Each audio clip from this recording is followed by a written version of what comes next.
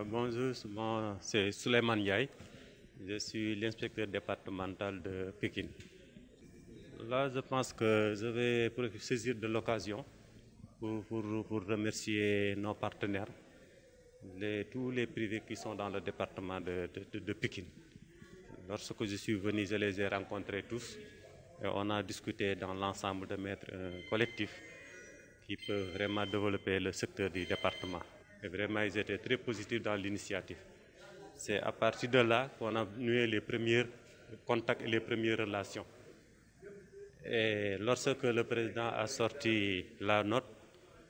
pour avertir les gens sur le coronavirus, je pense que la première action que notre ministère a fait, c'est dans un premier temps de sortir une note de service, nous indiquant à sensibiliser nos partenaires éleveurs, mais en même temps de faire la prévention sur l'alerte. Et c'est à partir de là que l'idée nous est venue en tant qu'inspecteur départemental, mais aussi en tant que tout le comité des privés qui sont dans le département. Nous avons réfléchi et nous avons mûri. La première action que nous avons faite, c'est de sensibiliser les éleveurs avec des affiches et des flyers pour leur montrer qu'est-ce qu'il faut faire et ce qu'il ne faut pas faire par rapport à la médecine humaine que nous ont envoyé les CFA. La deuxième action, c'est ce qui vient d'être là. Et lorsque le comité s'est réuni, je pense que vraiment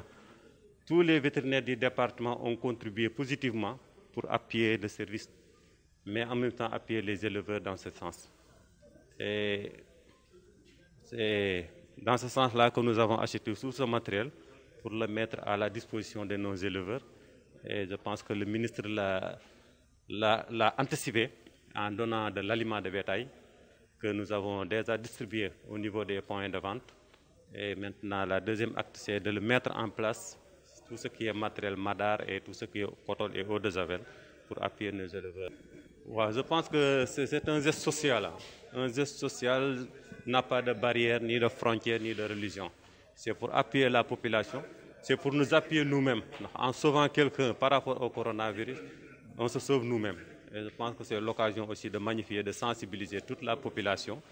de prendre les mesures d'hygiène et de prévention pour pouvoir au moins qu'on puisse éliminer le plus rapidement possible cette maladie qui est en train de sévir dans le...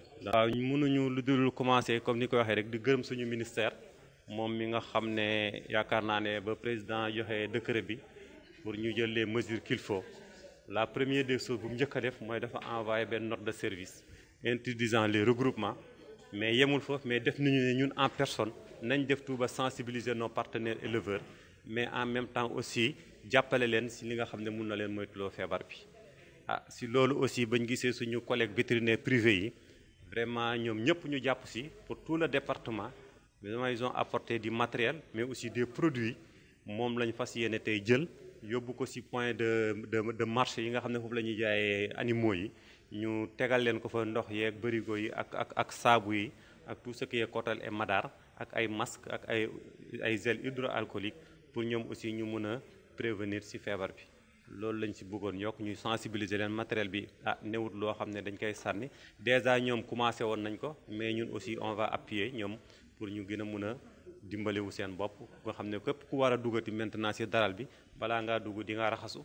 soo nekkee ci biir aussi nga raxasu sooy génn aussi nga mun a raxasu pour mun a aar sa bopp mais aussi aar sa njaboot aar réew. waaw ndimbal li lu ñuy rafetlu la